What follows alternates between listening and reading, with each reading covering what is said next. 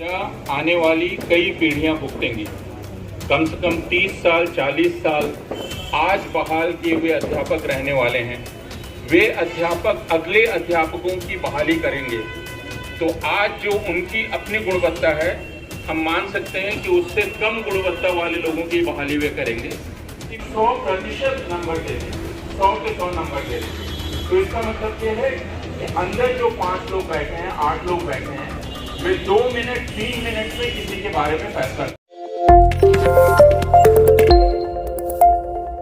अधिकांश लोग हम लोग बहिष्कृत हैं। ऋतु हो, लक्ष्मण हो, रतन हो, विल्सन हो, हनुमंतैया हो, और जो बहिष्कृत नहीं है वो कतार में।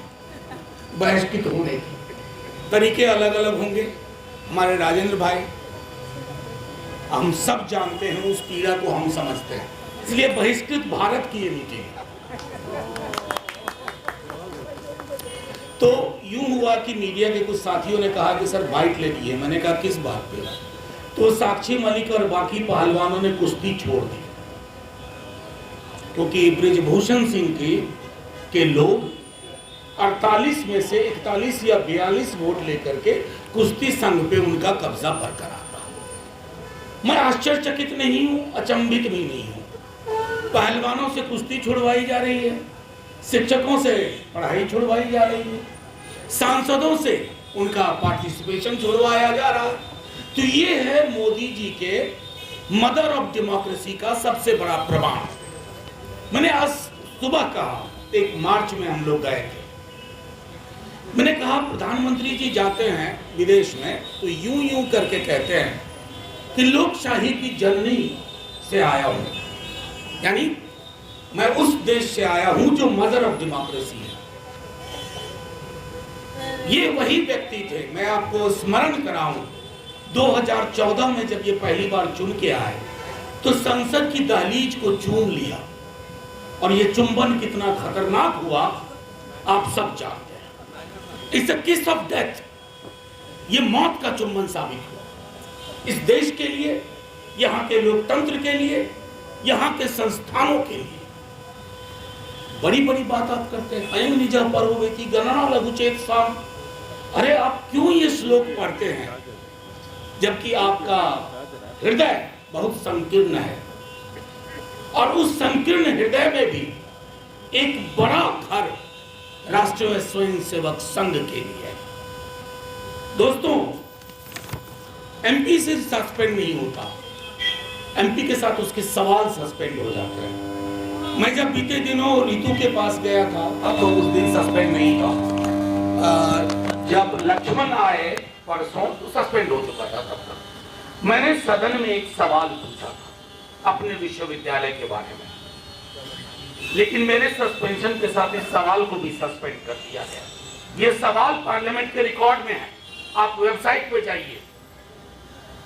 ये सवाल मैंने पूछा था, whether it is a fact that large number of teachers working for longer periods against both of all categories in the grade of assistant professor have been displaced, यानी कि लंबे अवधि से काम करने वाले शिक्षकों के हटाए जाने की जो खबर आ रही है, ये सच है? अगर हाँ, उसका कारण क्या है? Whether it is a fact that many departments of Delhi University have decided NFS on reserve post, non found suitable के बारे में ये एक जुमला बहुत चल रहा है। तो मैंने पूछा, बताओ भाई एनएफएस कितने हैं, नॉन फाउंड सुटेबल? फिर हम पूछेंगे कि सुटेबिलिटी जांच कौन रहा? नॉट फाउंड संगीत। हाँ, जिस व्यक्ति ने एक पोस्टकार्ड में लिखा हो जिंदगी में, वो बेहतरीन आर्टिकल्स वालों का भविष्य तय कर रहा है, उसकी नियति तय कर रहा है। मतलब सिर्फ मैं ऋतु लक्ष्मण के बरक से बात नहीं करना चाहता, हजारों ऐसी डिस्प्लेसमेंट हुई है, और अधिकांश डिस्प्लेसमेंट के पीछे एक कॉकटेल है, जाति, मनुवाद, और कुछ ऐसी भी खबरें आ रही हैं जिनको सुन करके रोंगटे से हट जाते हैं।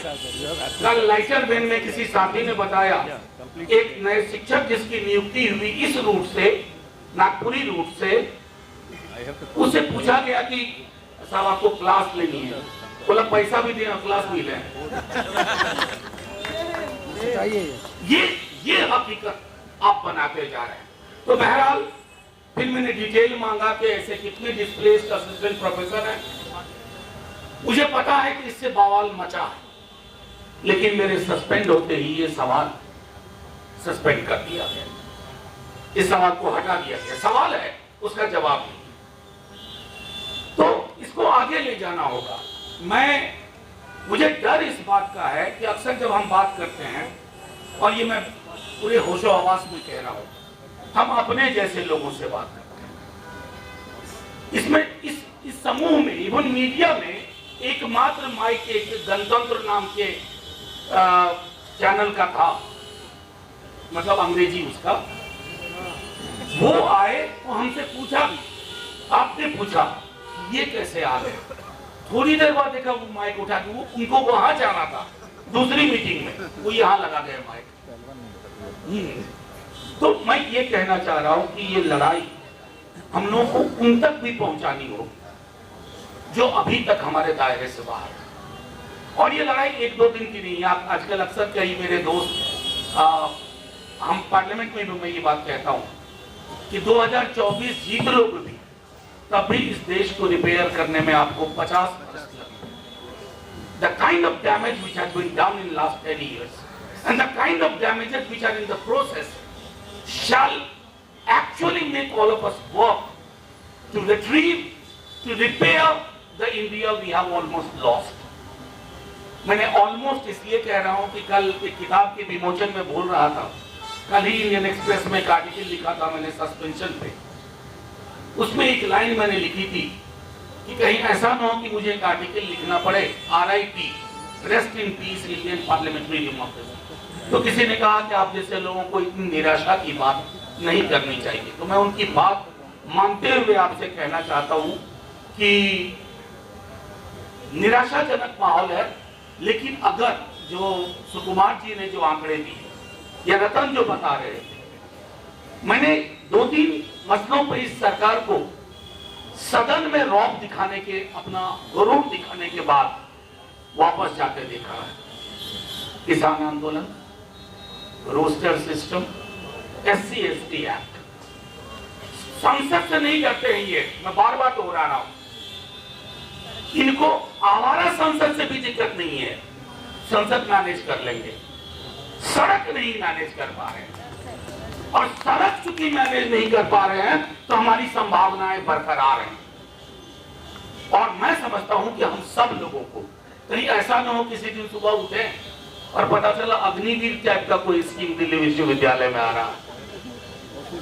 मैं मतलब इसको हंस के मत डालिए, वो शिक्षा भी नाम से ले आएंगे।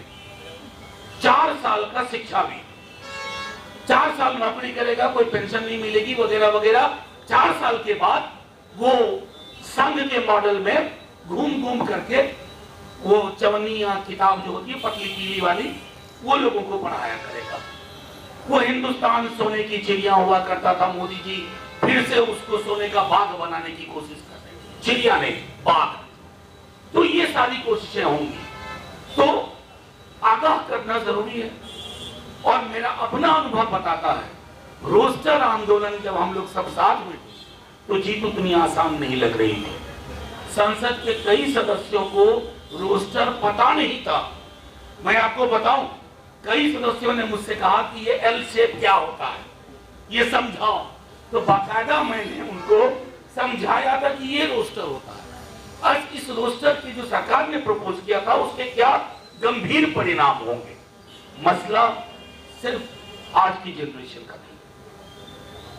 अभी प्रधान साहब, शिक्षा मंत्री, यही खत्म भी करूंगा, एक प्राइवेट यूनिवर्सिटीज पे बात हो रही थी, फॉरेन यूनिवर्सिटीज। तो मैंने एक बहुत आसान सा संवैधानिक सवाल पूछा कि क्या जो फॉरेन यूनिवर्सिटीज यहाँ कैंपस खोल रही है, उसमें हमारा कॉन्स्टिट्यूशनल मैंडेट लागू होगा, मसलन अफर्मेटिव एक्शन, रिजर्वेशन। तो उन्होंने कहा वो अपने कायदे से चलेंगे वगैरह वगैरह वगैरह। और फिर मुझे को सलाह दे डाली, अरे मनोज जी हमेशा एक ही चश्मा से मत देखो। भाई ये चश्मा नहीं है, बाबा साहब देके गए। ये चश्मा है ना, आपने गांधी को चश्मे में रख दिया, गांधी का चश्मा नहीं पहना। बाबा साहब को भी चश्मे में तब्दील कर रहे हो। वो चश्मा पहनो, वो चश्मा पहनोगे तो हकीकत नजर आएगी, पीड़ा नजर आएगी, उत्पीड़न नजर आएगा। रोहित वेमुला की मौत को समझ पाओगे, क्योंकि वो अकेली अलहदा मौत नहीं है, वो सीरीज चल रही है मौतों की। कहीं तो सिलसिला रुकेगा? या हम सब ने तय कर लिया 22 जनवरी को इस देश में एक नए गणतंत्र की स्थापना होने जा रही है, रामलला की मूर्ति प्राण प्रतिष्ठा होगी और देश में राम राज्य आ जाएगा। हर घर में इतना खाना होगा कि लोग कहेंगे अब बस करो मोदी जी, बहुत दे दिया आपने हमको, अब बस करो मोदी जी, कितनी नौकरियां लेंगे? घर में 3 सदस्य हैं, 3.5 नौकरी है। ऐसा नहीं होगा। आपकी आस्था आपके अंदर की चीज है। किसी को पूजा पद्धति से दिक्कत नहीं है, लेकिन पूजा पद्धति राम, शिव, अल्लाह, गॉड, ये सारी चीजें अपने घर में रखा है। मेरे और मेरे ईश्वर के बीच का सवाल है। मेरी नौकरी, कास्ट डिस्क्रिमिनेशन, इनको इन मुद्दों से ढकने की कोशिश करोगे तो मोदी जी काट की हानि बार बार नहीं चलती। मैं सिर्फ आप सभी साथियों का पुनः धन्यवाद करता हूं और क्या कहूं, आखिर में यही कहूंगा, आप लोगों की भी जज्बे को सलाम। कम संसाधन में आप लोग चलाते हैं, कम संसाधन में आप हमारी बात लोगों तक पहुंचाते हैं। मुख्य धारा के लोग हमारी बात पहुंचाएंगे। राजेंद्र गौतम जी के पूरे मसले में विक्टिम एक्यूज की तरह प्रस्तुत किया, विक्टिम एक्यूज की तरह प्रस्तुत। मैंने आज संयोग से सब आप अपने एक वैचारिक सरोकार के हो जिसका सामाजिक न्याय में भरोसा है। अगर कोई इधर उधर के लोग होते तो इसी में से सिर्फ वो हिस्सा जो मैंने 22 जनवरी का कहा था उसको उठा करके चलाते कि देखिए कैसे देश विरोधी बातें कर रहे हैं। पुनः साथियों, long fight, long struggle, good to see all old faces still holding hope. ये बड़ा मुश्किल है। 10 वर्ष में हमने अपने कोर साथियों को नहीं खोया है। 10 वर्ष में जो लोग थे वो आज भी हैं और लंबी लड़ाई के लिए हैं। संसद में रहें ना रहें, सड़क तो कोई ले नहीं सकता। सड़क से डिसमेंबरमेंट का कोई प्रावधान नहीं है कि सड़क पे भी नहीं चलने दोगे, सड़क पे भी नहीं बोलने दोगे। जिस दिन ऐसा कर दोगे उस दिन फिर किससे शिकायत करेंगे? कहेंगे गणतंत्र अलविदा, जिंदाबाद, जय भीम।